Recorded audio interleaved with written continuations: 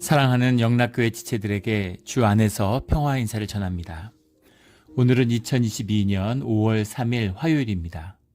오늘의 묵상 본문은 여호수아 9장 1절로 27절까지의 말씀입니다.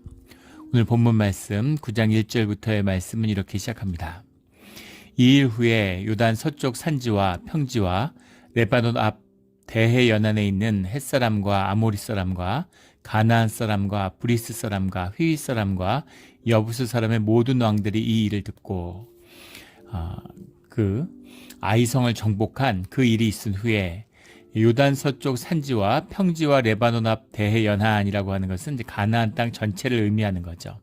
지금 요단강을 건넌 서쪽의 산지와 평지고 그러니까 계곡이 되어 있는 거죠. 동쪽에 있는 산과 바다 사이에 있는 그 대평원을 말하는 겁니다.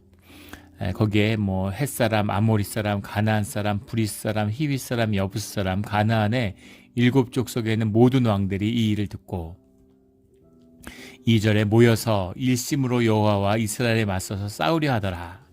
일심으로라는 게 페에하드라는 말인데 마음이 하나가 됐다는 거죠. 이것은 굉장히 특이한 일입니다. 이 7족속은 민족적으로도 이제 다르고 또 족속마다 섬기는 신도 다 이방신이지만 달라요. 신이 다르다는 얘기는 뭐겠습니까? 종교가 다르다는 이야기는 서로 하나가 되거나 섞일 수 없다는 이야기죠. 그런데 그들이 한 마음이 됐어요. 어떻게 한 마음이 될 수 있었을까요? 주님을 맞서는 일에 한 마음으로, 반역하는 일에 한 마음이 되었다는 겁니다. 이것이 이제 악의 본질이고 이들이 다 다른 각양각색의 우상을 섬기는 것 같지만 사실은 그 본질은 하나다라는 거죠. 주님의 맞서는 대적의 무리, 공중의 권세 잡은 자의 권세 아래에 있는 것이다 라는 것을 분명히 보여주고 있는 것이죠. 이게 악의 본질이에요.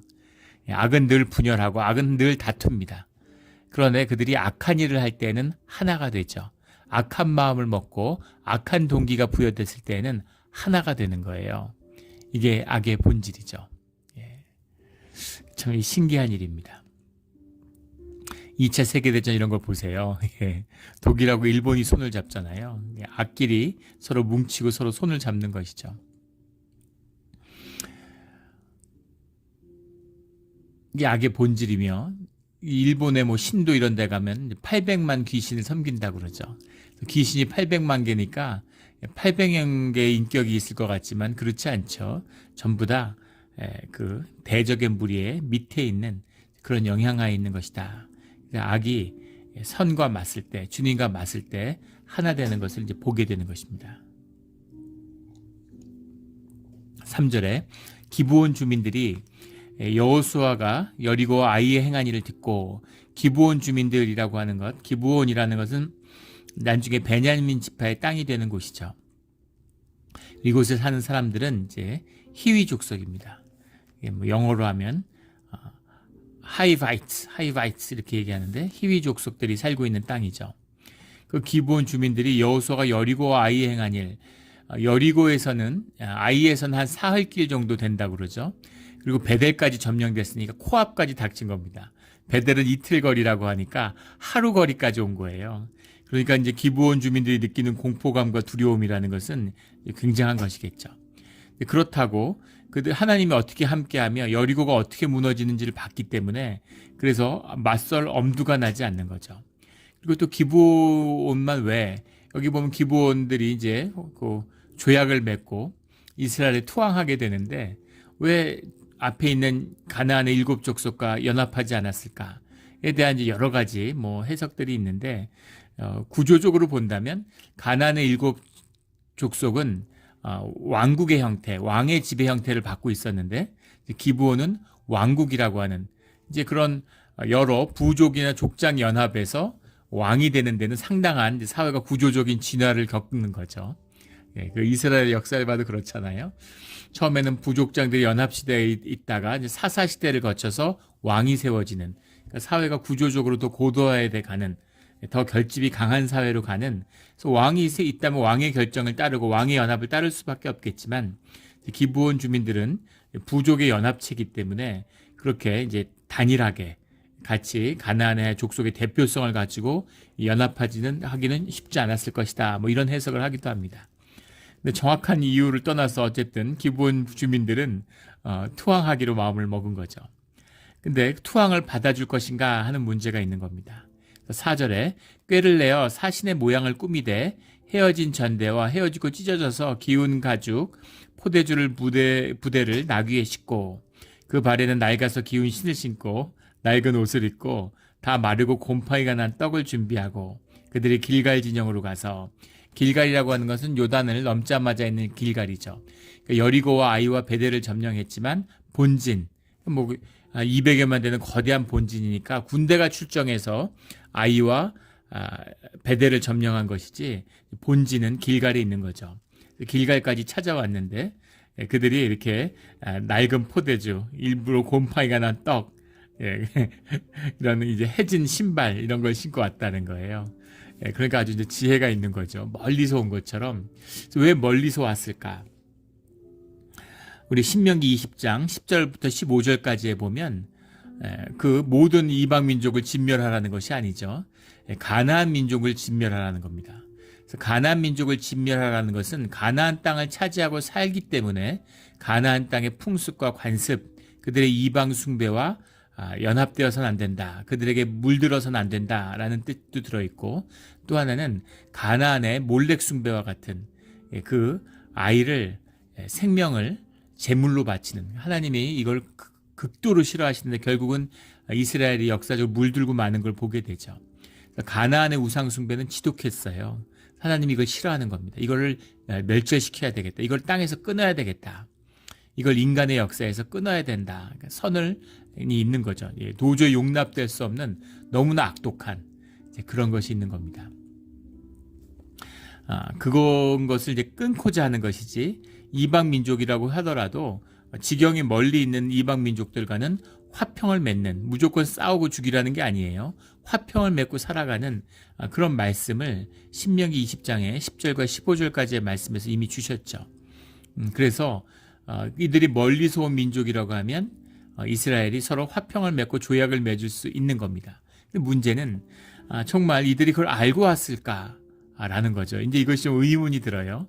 이들이 그걸 알고 왔는지 모르고 왔는지, 신명기의 말씀을 알았을까? 주님의 말씀을 알았을까? 그런 거에 대한 의문을 갖게 됩니다. 근데 이걸 아는 사람들이라면 라합의 이야기도 알겠죠. 라합의 스토리도 들었을 텐데, 그렇다면 주님을 영접하고 주님의 백성이 되면 되지 왜 거짓과 속임수로 화평을 맺으려고 했을까라는 의문을 갖게 됩니다. 여러 가지 생각해 볼 수 있겠죠. 지금은 당장 급하니까 지금은 화를 면하고 이 위기만 넘기고 나면 또 기회가 오겠지. 그리고 자기들이 믿고 있는 자신들의 정체성이잖아요. 이방 숭배, 가나안의 우상 숭배를 지키고자 하는 그런 악한 마음이 있었을 수도 있겠죠. 정확한 동기가 무엇이든 간에 그들은 이스라엘을 속이기로 했고, 그 조약을 맺기 위해서 이렇게 멀리서 온 것처럼 꾸며가지고 이렇게 찾아오게 되는 거죠. 6절에 우리는 먼 날에서 왔나이다. 이제 우리와 조약을 맺읍시다 하고 조약을 청하는 겁니다. 조약을 맺는다라는 말이 키루트 라누 베리트라는 말인데, 라누라는 게 이제 위도웠으니까 우리와 조약을 맺자 이러는 거고, 키루트 베리트라고 하는 말이 이제 조약을 맺는다라는, 원문을 정확히 해석하면 그 언약을 자른다 이런 말입니다. 베리트라는 말이 이제 커버넌트가 되면, 키루트라는 말은 원어는 이제 컷 오프, 컷 다운 이런 거예요. 우리 창세기 5장에 나오는 아브라함의 언약에서 보게 되죠. 그 당시에 제 전형적인 약속을 맺는 방식입니다. 그래서 생명을 둘로 갈라서 그 사이를 걸음으로 피해 대가를 치르겠다. 내가 목숨을 걸고 이 약속을 지키겠다. 이 약속을 지키지 않으면 내 생명을 주님이 가져가도 좋다. 이제 이런 의미의 언약인 거죠. 그러니까 생명을 걸고 맺는 그런 언약을 맺게 되는 거예요. 그렇게 매약을 제약을 맺읍시다 이렇게 찾아온 것이죠. 사람들이 다 의아해한 거지. 이 사람들이 어떻게 알고 우리를 찾아왔을까? 8절에 그들이 여호수아에게 이르되 우리는 당신의 종들이니이다 하매 여호수아가 그들에게 묻되 너희는 누구며 어디서 왔느냐 이렇게 물어보는 거죠. 당신의 종들이니이다 라고 하는 것은 자신을 낮추는 겸손의 뜻이고, 뭐 그렇게 정말 우리가 노예다 이런 의미가 아니라 나를 낮추는 새로운 사람과 처음 보는 사람과 만났을 때 표현하는 그런 겸손의 표현이었다고 하죠. 그러니까 어디서 알고 왜 우리에게 왔느냐라고 묻자 9절에 우리가 그 소문과 그가 애굽에서 행한 모든 일을 들었다. 주님의 말씀을 들었고 광야에서 일어난 일들을 다 들었습니다. 이렇게 얘기하는 거죠. 그래서 우리는 당신들의 종들이니 이제 우리와 조약을 맺읍시다. 화평의 조약을 맺읍시다. 이렇게 얘기하는 거예요. 그래서 이방인들과 화평의 조약을 맺는 관습이 있다는 것을 그들의 말씀 가운데, 그러니까 신명기의 말씀을 알고 있지 않았을까라는 생각이 드는 거죠. 그러나 그렇다고 여호와 주님을 영접하고 주님의 백성이 되고 싶은 그런 마음은 없었다라는 그런 간약한 그런 개가 있다는 것을 이제 보게 되는 것이죠. 근데 그들을 보니까 행색도 남노하고, 우리가 떠날 때는 다 새 옷을 입고 새 신발 신고 새로 12절에 보면 뜨거운 빵을 가지고 양식으로 가져왔는데 이제 다 말라서 곰팡이가 다 쓸지 않았습니까? 이렇게 얘기하는 거예요. 14절에 무리가 그들의 양식을 취하고는 어떻게 할지를 여호와께 묻지 아니하고, 중요한 말씀이죠. 양식을 취했다라고 하는 말씀은 두 가지 의미로 해석되는데, 하나는 이렇게 화친을 위해서 왔으니까 음식을 많이 장만해서 대접하는 거죠. 그 음식을 보고 음식이 당장 음식을 거절할 사람이 누가 있겠어요. 그러니까 그 음식을 이제 맛보기 위해서 받았다 이런 의미로 해석하기도 하고, 또 곰팡이가 슬고 낡고 다 말라버린, 벌써 말라버린 빵이 무슨 맛이 있다고 그 양식을 혹했겠느냐 이런 거죠. 그래서 진짜로 이 사람들이 말한 것처럼 오래된 빵인지, 아니면 정말 곰팡이가 피어가지고 못 먹게 될 만큼, 곰팡이가 잘 안 피죠. 이 팔레스타인, 우리 캘리포니아 생각하면 됩니다. 굉장히 드라이한 곳이기 때문에 잘 썩지 않는데 빵들이 마르지. 근데 거기 곰팡이가 필 정도면 진짜 오래됐다는 의미인데, 진짜 그런지를 확인하기 위해서 취했다, 뭐 이런 해석도 있습니다. 근데 중요한 것은 멀리서 왔는지 가까이서 왔는지를 검사를 한 것이든 안 한 것이든, 또는 음식이 혹했든 혹했지 않든 그것이 중요한 것이 아니라, 중요한 것은 하나님께 그 뜻을 묻지 않았다는 거죠. 이들의 정체가 무엇인지를 물어서 구별하지 않았다 할지라도 적어도 주님의 이름으로 목숨을 걸고 언약을 맺으려고 하는 것이라면 주님께 그 뜻을 물어봤어야죠. 주님이 주인이고 주님이 주체잖아요. 그러면 주님의 뜻을 물어봐야죠. 종이 주인의 뜻 없이 어떻게 일을 결정할 수가 있습니까? 그리고 우리 출애굽 28장에도 나오지만 대제사장 엘르아살이 이미 세워져 있어요. 그에게 우민과 둠밈을 줬습니다. 이럴 때 쓰라고 주신 거잖아요. 주님의 음성을 듣고 주님의 뜻을 깊이 있는 주님의 지혜를 얻지 못할 때라도 예스냐 노냐, 고냐 스톱이냐 이런 걸 물어볼 수 있는 우민과 둠밈을 주셨잖아요. 그러면 주님께 물어보면 주님이 답을 해주시겠죠. 그런데 묻지 않았다는 거예요. 그러니까 마음이 어지러워지고, 또 여리고와 아이를 이기고 나니까, 그리고 생각도 못했겠죠. 자신들의 경험 밖에 있는 거니까 사람들이 늘 경험에 묶이고 인간이 기억에 묶입니다. 그래서 새로운 일을 경험하면 그 일을 어떻게 처리해야 될지 모르는 거예요. 자신의 경험에 의지하게 되는데 그러면 망하는 것이죠. 경험에 의지하면 안 되고 주님께 의지해야 되는 것입니다. 모르는 일을 하는데 주님께 의지해야죠. 이번 주에 금요일 날 우리 그 둘째가, 이제 은규가 운전 면허 시험을 봐요. 근데 아이들을 키우는데 참 아이들이 얼마나 이렇게 성격이 다르고, 애들이 정말 겁났지 속났느냐 이런 말처럼 그 영은 주님께 받은 것이구나 하는 걸 볼 수 있는 게, 큰애는 처음에 운전면허를 따야겠다 이러더니 면허를 신청해 놓고 연습을 시작하는 거예요. 연습을 신청해 놓고, 그리고 운전 연습이 준비가 충분치 않은 것 같은데 시험 보는 거에 대한 두려움이 전혀 없어요. 그래서 떨어지면 또 보면 되고 이런 거죠. 둘째는 운전한 지 몇 달 됐는데 운전을 잘 합니다. 아주 잘 하는데도 굉장히 신중한 거예요. 그래서 그 운전을 신청해라. 오래 걸리니까, 시간이 걸리니까. 그런데도 이제 자기가 준비됐다고, 마음의 준비가 될 때까지는 신청을 안 하는 거죠. 자기가 참 그 애들이 다르구나. 자기 내면을 대하는 모습도 참 다르구나. 이런 걸 보게 되는 거죠. 그런데 그 운전면허를 준비하고 이제 운전을 하게 되는데 초보 운전이잖아요.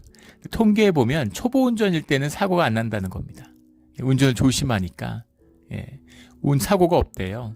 사고를 내는 사람들은 다 운전 경험이 많은 사람들이고, 사고 낸 사람들의 대부분은 자신들이 평균적인 수준보다 훨씬 운전을 잘한다고 생각한다는 거예요. 운전 실력에 대한, 자기 운전 실력이 어느 정도인 것 같으냐 그러면 제가 운전을 상당히 잘한다, 이렇게 생각하는 사람들이 사고를 낸다는 겁니다. 운전을 뭐 잘할 수도 있겠죠. 속도도 잘 나고 뭐 무슨 코너링도 잘하고. 근데 그런 게 운전을 잘하는 게 아니라 사고를 내지 않고 안전하게 운전을 하는 것이 운전을 잘하는 것이죠. 예전에 무슨 운전을 잘한다고 자랑하는 그런 교인이 있었어요. 그래서 LA 갈 때 뭐 100마일 이하로는 안 달린다고. 운전을 잘하는 게 아니죠. 이거 운전을 못하는 겁니다. 운전을 잘한다고 생각할 때, 교만할 때 사고도 나고 티켓도 떼게 되는 것이죠. 그런 것처럼 경험에 의지한다는 건 기본적으로 한계가 있는 것입니다. 특히 알 수 없는 일, 거기다가 우리가 대적하고 있는 것이 세상이라는 거예요. 세상은, 세상의 공중잡은 권세가 그 뒤에 있습니다.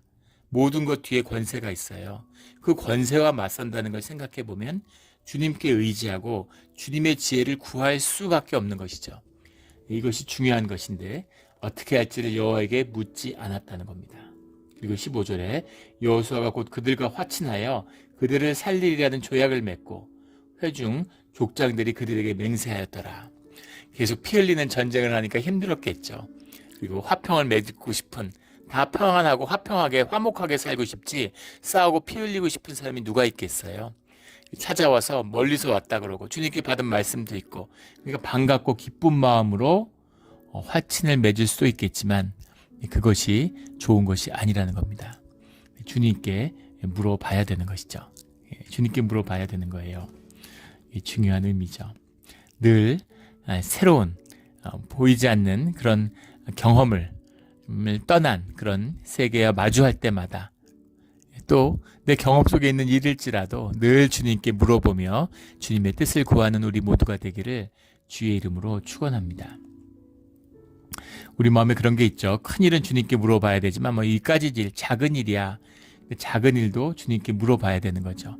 그게 큰 일인지 작은 일인지를 누가 알겠습니까? 그래서 이걸 작은 일인 줄 알고 아무렇지도 않게 이 조약을 맺게 되지만 이 조약은 수백 년이 지나도 이스라엘을 묶고 있는 옥죄는 굉장히 중요한 굴레가 돼요. 그래서 주님께 물어봐야 되는 거죠. 어떻게 할지를 여호와께 묻지 아니하고라는 이 말씀입니다. 오늘 9장의 본문을 묵상하면 할수록 물어봤으면 주님은 뭐라고 말씀하셨을까? 진짜 궁금한 대목인데 결국은 이 기브온의 백성이 끝까지 떨어지지 않습니다. 이게 끊어지지 않아요. 끝까지 갑니다. 이 얼떨결에 맺은 이 조약이 얼마나 이 주님의 이름으로 약속을 하고 주님의 이름으로 언약을 맺는다는 게 얼마나 무서운 것인지 하는 것을 잘 말씀해 주고 있는 사건이죠. 16절에 그들과 조약을 맺은 후 사흘이 지나서야 그들이 이웃에서 자기 중에 거주하는 자들이라 함을 들으니라. 조약을 맺었고 그럼 상대방의 그 지역을 방문하는 것이 이제 그 관례죠. 그리고 또 그 조약의 내용이 무엇이었는지를 확인하고 알려줘야 되니까 그들을 초대했겠죠. 근데 불과 사흘이 지나지 않아서 그들이 가까이 사는 백성, 사실은 베델, 여리고, 아이, 베델 다음에 쳐들어가야 할 기브온 땅의 백성들이라는 걸 안 거죠. 지금 하루 지나면 내일 모레면 우리가 정복해야 될, 지금 세겜 땅에 내려가서 에발산 그리심산에서 제사 지내고 오니라고 시간이 지체됐지 그게 아니었으면 벌써 전쟁을 했어야 되는 그런 상대예요. 다음 싸워야 할 상대인데 그들과 싸우지 않겠다고 함께 살겠다고 조약을 맺었으니까 청천벽력이겠죠. 그럼 어떡하나 하는 두려움이 엄습했을 겁니다. 17절에 이스라엘 자손이 행군하여 셋째 날에 그들의 여러 성읍에 이르렀으니 그들의 성읍은 기브온과 그비라와 부에롯과 기랏 여아림이라. 다 통칭해서 이제 기브온 땅이라고 부르는 후에 이제 베냐민 지파의 땅이 되는 곳이죠. 그러니까 사흘이 걸렸다고 하는 것은 출발지가 길갈이라는 의미죠. 아이나 뭐 베델에서 출발했으면 더 가까웠겠지만 길갈에서 본진이 행진을 시작했더니만 사흘길 만에 도착했다는 겁니다. 18절에 그러나 회중 족장들이 이스라엘 하나님 여호와로 그들에게 맹세했기 때문에 이스라엘 자손이 그들을 치지 못한지라. 그러므로 회중이 다 족장들을 원망하니라. 회중이 족장들을 원망하는 이유는 주님과의 언약을 지키지 못했다고 하는 원망일까요? 뭐 그런 것도 있을 수 있겠지만 땅을 차지하고 그 땅이 자기들 차지가 돼야 되는데 그 땅을 차지할 수가 없게 됐잖아요. 그런 안타까움이 오히려 더 크지 않았을까 싶습니다. 하나님과 여호와로 그들과 맹세했기 때문에 그들을 치지 못한지라. 중요한 말씀이죠. 그것이 이들이 거짓말로 거짓으로 약속을 맺었어요. 거짓으로 맺었고 약속의 전제가 거짓이니까 이 약속은 못 지키겠다 이럴 수도 있겠죠. 근데 그럴 수 없는 이유는 기브온 백성들 때문이 아니라 히위 족속 때문이 아니라 하나님의 이름으로 맺은, 하나님과 함께 맺은, 하나님께 물어보진 않았지만 하나님과 맺은, 하나님의 이름으로 맺은 언약이었다는 겁니다. 그래서 그것을 지켜야 된다는 것을 아는 것이죠. 이걸 안다는 것은 이스라엘이 아주 어지러워지지는 않았다는 겁니다. 성공을 거두고 잘 되면 어지러워지는 거죠. 사람이 실패하고 어려우면 정신이 맑아져요. 근데 마음이 삶이 환경이 고난에서 벗어나면 마음이 어지러워지는 것이죠. 그 다윗이 넘어질 때 벳세바에게 빠져들 때를 보세요. 밤에 잠이 안 와서 밤길에 나 산책하다가 이제 그 문제가 생기는 거죠. 왜 밤에 잠이 안 왔겠어요? 낮에 자기 때문이죠. 이스라엘이 전쟁 중인데 예전엔 다윗이 나가서 목숨을 걸고 싸웠잖아요. 근데 나라가 살만한 겁니다. 형편이 좋은 거죠. 군대만 보내고 내가 왕이 출전 안 해도 돼요. 그래도 이기는 겁니다. 그리고 낮에 뭐 한숨 자고 밤에 잠도 안 오고 밤에 나와서 걷다 보니까 유혹에 빠져들게 된 것이죠. 예전에 한 목사님이 이제 그런 말씀을 하세요. 새벽 기도를 매일 드리니까 9시만 되면은 피곤해갖고 잠이 들고 죄를 짓고 싶어도 죄 지을 힘이 없다고 그런 얘기를 하시는 걸 들었어요. 새벽 기도의 유익이라는 것이 삶을 붙드는 그런 뿌리가 되는 것이죠. 삶에 여유가 있고 하는 일이 없으면 눈이 다른 데로 가게 돼 있습니다. 늘 주님을 바라보며 하루하루의 삶에 충실한 우리 모두가 되기를 주의 이름으로 축원합니다. 제일 새벽 기도 갈 때 은혜가 되는 건 차를 타고 이제 새벽 기도를 하러 내려가는 그 길입니다. 올라가는 그 길이죠. 그 길을 갈 때 그때 그렇게 은혜가 되고 좋아요. 근데 마음속에 새벽 기도를 하는 동안은 삶이 지켜지겠구나. 삶에 문제가 없겠구나. 뭔가 이런 안심이 됩니다. 물론 그것이 무슨 율법처럼 뭐 지키면 주님과 뭐 그런 건 아니죠. 마음이지만 하지만 마음 가운데 그런 안심이 되는 의지가 되는 그런 마음이 우리 안에 있는 것이죠. 늘 주님께 의지하는 그 마음, 주님과 맺은 언약 그것을 지키며 살아가는 우리 모두가 되기를 주의 이름으로 축원합니다. 19절에 하나님 여호와로 그들에게 맹세하였은즉 이제 그들을 건드리지 못하리라. 이 언약의 무게가 어느 정도였냐면 우리 사무엘하 21장에 보면 그 400년이 지났을 때인데 사울이 기브온 사람들을 학살합니다. 이방인들이 자기 안에 살고 있으니까 자기의 정치적인 이슈가 있는데 그것을 기브온 사람들에게 떠넘긴 거죠. 일본의 제일 한국인 자이니치라고 그러죠. 제일 한국인들이 한 70만 살고 있습니다. 근데 일본 사람들한테 무슨 문제만 있으면 뭐 범죄가 났다, 뭐 연쇄살인이 났다, 흉악범죄가 났다 그러면 죽인 사람이 제일동포란 말이 퍼져요. 무슨 깡패가 있고 조직깡패, 야쿠자 같은 게 악명을 떨치면 제일교포라는 소문이 납니다. 자기 안에 있는 악을 다른 사람에게 투사하고 싶은 인간의 악함이죠. 악한 마음이에요. 악을 안에다가 품고 싶지 않으니까 거룩해지고 싶으니까 악을 남한테 투사하는 거죠. 다른 사람들 자꾸 미워하고 외국인 노동자들 학대하고 이런 거죠. 그런 모습들. 미국도 그렇잖아요. 경제가 화랑이가 좋을 때는 그럴 때는 전부 멕시칸들 때문에 경제가 잘 돌아가잖아요. 그 사람들이 나와서 힘들고 고된 일 다 해주니까 그럴 때는 아무 얘기 없다가 경제가 어려워지면 우리 일자리를 멕시칸들이 뺏었다. 이런 식으로 이제 외국인 노동자들 미워하게 되는 것이죠. 이런 인간의 악한 마음이 있어요. 그래서 사울이 기브온 사람들에게 를 학살하는 이제 그런 모습을 보이는데, 그것에 대해서 하나님이 벌을 주셔서 다윗 시대에 가뭄이 오죠. 그 가뭄의 이유를 다윗이 주님께 물었는데 기브온 사람들의 원한을 갚아줘야 된다. 그래서 사울의 후손 7명을 채용하죠. 7명이라고 하는 건 상징적인 의미죠. 주님의 뜻에 따랐다, 주님의 뜻을 이뤘다라는 것이 들어있습니다. 이것이 주님의 약속의 위력이에요. 기브온 사람들을 살려주겠다고 주님의 이름으로 맹세했기 때문에 그것을 지켜야 되는 것이죠. 그들을 하나님의 이름으로 이스라엘의 약속이 지켜지기 때문에 기브온 사람들의 생명도 지켜지는 겁니다. 이걸 보면 얼마나 주님과의 이름으로 맺은 언약이 귀하고 무거운 것인가라는 것을 보게 되는 거죠. 그래서 주님의 이름으로 받는 것을 무겁게 귀하게 받아야 하는 것입니다. 그래서 21절에 그들이 나무를 패며 물을 깃는 자가 되었다, 이런 표현이 나옵니다. 23절에도 여호수아가 내 하나님의 집을 위하여 나무를 패며 물을 깃는 자가 되리라. 그들이 이스라엘과 같은 백성이 된 것은 아니지만 그냥 그들이 살고 있는 터전을 용납한 거죠. 섞어서 살지 않고 그들 기브온 백성의 자치를 허용한 거예요. 그런데 그들이 하나님의 집을 위하여 나무를 패며 물을 깃는 자가 된다라는 것은 언뜻 보면 저주의 이야기 같지만 사실은 긍휼과 축복의 말씀이죠. 함께 살아야 되니까, 하나님의 이름을 지키고 살아야 되니까 그들이 하나님을 섬기는 자가 되어야 된다라는 것을 보여주고 있는 겁니다. 물론 그들이 제사장이 되거나 레위인의 일을 하는 것은 아니에요. 원래 레위인의 일이었죠. 그런데 나무를 패면 물을 깃는 일, 그래서 어차피 큰 의미에서 성전을 섬기는 일이잖아요. 그 일들의 이력을 감당하는 자들이 돼야 된다라는 겁니다. 눈으로 보면 노역을 받은 거니까. 장막에서 나무 패는 게 얼마나 된다고 상당했을 겁니다. 1년 내내 거기다 소를 태워요. 양을 태웁니다.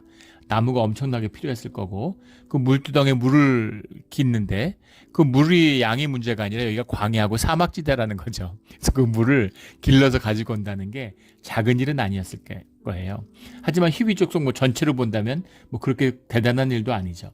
그런데 중요한 것은 하나님을 섬기는 자가 되어서 우리와 함께 있어야 된다라는 것이 이 말씀의 참된 뜻이죠. 긍휼과 축복이 흘러나가는 겁니다. 악한 꾀로, 잔꾀로 주님과 언약을 맺었지만 주님의 이름으로 언약을 맺었기 때문에 그 은혜가 계속되고 있는 것이죠. 이게 주님의 축복이에요. 제가 그 세례를 군대에 있을 때 받았습니다. 89년, 90년 1월에 훈련소에서 그 세례를 받았는데, 제가 크리스찬으로서 그게 굉장히 부끄러운 기억이었어요. 왜냐하면 믿음도 없고 신앙도 없는데 군대에서 그냥 세례를 받은 거예요. 주님을 영접한 건 그 뒤로 10년 뒤입니다. 내무반에 있기 싫으니까 저녁에 그 교회에 가 있으면은 이제 내무반 떠나 있잖아요. 교회 가면 분위기도 좋고, 그 다음에 초코파이도 주고 우유도 주고, 초코파이하고 우유 먹으려고 이제 가는 거죠. 가다가 이제 거기서 세례를 준다 그러니까 세례를 받은 겁니다. 세례를 받으면 또 빵 같은 카스테라 이런 것도 선물로 주고 이래가지고 안 받을 이유가 없었죠. 근데 뒤에 주님을 믿고 나니까 이제 그게 너무너무 부끄럽고 수치스러운 거예요. 그래서 그때 다니던 목사님한테, 교회 목사님한테 세례를 다시 받고 싶다는 이제 그런 말씀을 드렸어요. 간청을 했습니다. 세례를 다시 받아야 되겠다. 너무 찜찜한 거죠. 근데 목사님이 뭐라 그러시냐면은, 세례는 주님이 주시는 것이고 내가 원한다고 받을 수 있는 게 아니다, 이렇게 얘기하시는 거 하더라고요. 그리고 주님이 주셨고 그 주님의 뜻 가운데 있었기 때문에 주님을 영접하고 신앙인이 된 거라고. 그 세례가 내 뜻 가운데에서는 내가 무슨 잔꾀로 한 것일지 몰라도 주님 안에서는 주님의 뜻 가운데 이루어진 그런 귀한 일이었다, 이런 말씀을 해주셔요. 그 말씀을 받고 그 세례를 귀한 주님이 주신 세례로 다시 한번 마음에 새기게 된 것이죠. 그런 것입니다. 주님이 하시는 일이죠. 교회를 나갈까 말까 고민하는 분들을 보게 돼요. 우리 지역에 계신 분인데 같이 이렇게 가끔씩 이렇게 점심 식사를 사주세요. 그래서 그걸 하면서 말씀도 나누고 그러는데 성경 말씀도 듣고, 교회 나와라 이렇게 권하지 않습니다. 나오고 싶다고 나올 수 있는 게 아니에요. 그 굴레를 내가 풀고 싶다고 풀 수 있는 게 아닙니다. 설령 내가 내 의지로, 내 욕심으로 나와 봐야 그런다고 그것이 신앙의 길도 아닙니다. 주님의 은혜고 주님의 긍휼일 뿐인 거죠. 주님의 은혜와 긍휼로 히위 족속이 가나안 땅에서 이스라엘과 함께 살아가게 되는 것입니다. 근데 여기서 또 하나 우리가 봐야 할 중요한 측면이 하나 있죠. 진실이 하나 있습니다. 히위 족속의 이 잔꾀를 이스라엘이 속아 넘어간 것에 대해서 이스라엘 사람들이 분하겠죠. 어떻게 우리를 속이고 우리가 차지할 땅을 이렇게 놓칠 수가 있었을까? 특히 이 기브온 땅은 아주 귀한 땅인데 그 기브온 땅을 다 차지해도 부족할 텐데 이 땅의 많은 부분을 우리가 왜 놓쳤어야 됐을까? 그런다 이렇게 히위 족속에 속아 넘어간 걸 억울하게 하기에는 창세기 34장의 말 사건이 있기 때문입니다. 흔히 디나 사건이라고 부르는 야곱의 딸인 디나와 관련된 사건이죠. 히위 족속을 속였어요. 그래가지고 이 야곱의 아들들이 히위 족속들을 죽이는 복수하는 그런 일이 있었죠. 같이 할례를 받고 한 민족이 되자 이렇게 약속을 해놓고서 그걸 속여가지고 할례를 받은 히위 족속들을 칼로 죽이는 그런 일이 있었죠. 갈라디아서 6장 7절의 말씀처럼 뿌린 씨를 거둔 것입니다. 주님의 특별한 긍휼과 개입이 없으면 카르마라고 그러죠. 힌두교 불교에서는 카르마라고 하는데 업이라고 그러죠. 업에 묶이는 것입니다.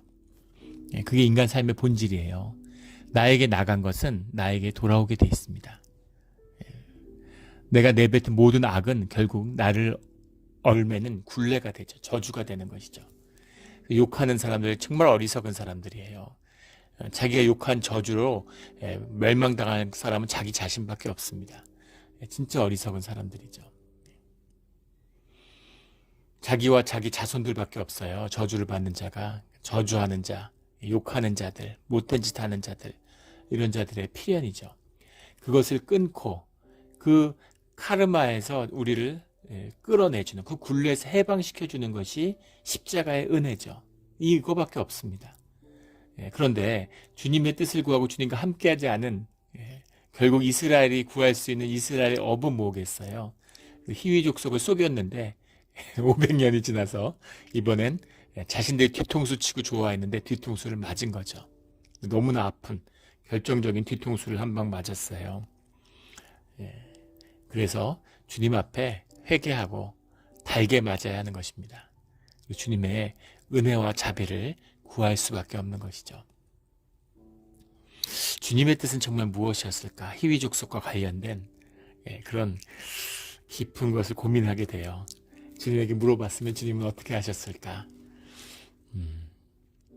그러나 그건 알 수 없지만 주님의 언약으로, 주님의 말씀으로, 주님의 이름으로 맺어진 약속은 귀한 것이다 라는 것을 깊이 새겨야 되는, 또 설령 우리가 실수했을지라도, 세상에 굴레에 묶였을지라도 그것을 풀 수 있는 것은, 그것을 풀어줄 수 있는 분은 주님과 우리를 위해 흘려주시는 주님의 보혈밖에 없다는 것을 다시 한번 만나게 됩니다. 주님의 보혈로, 십자가의 은혜로 모든 삶의 굴레를 끊고 주님과 동행하는 우리 모두가 되기를 주의 이름으로 축원합니다. 함께 기도드리겠습니다. 하나님 아버지, 감사합니다. 우리가 이런저런 세상의 굴레 끊임없이 묶여서 살아가고 있습니다. 좋은 업을 지어서 악한 업을 씻어보려고 했는데 좋은 업도 결국은 다 업인 것을 알게 됐습니다. 우리 안에 악이 있어서 아무리 선행을 해도 선하여지지 않는 그런 우리 존재의 절망을 만났습니다. 주님, 우리 삶의 희망이, 우리 삶의 소망이 십자가밖에 없음을 압니다. 주여 아버지여, 긍휼을 베풀어 주시며 감사드립니다. 은혜를 더해 주시고 주님의 긍휼로 이 연약하고 작은 자의 삶을 붙잡아 주시고 주장하여 주시옵소서. 오늘 하루를, 우리의 자녀를, 우리의 기업을 주님께 올려드립니다. 주님의 것입니다. 주님의 자비를 구합니다. 감사하며 예수 그리스도 이름으로 기도드렸습니다. 아멘.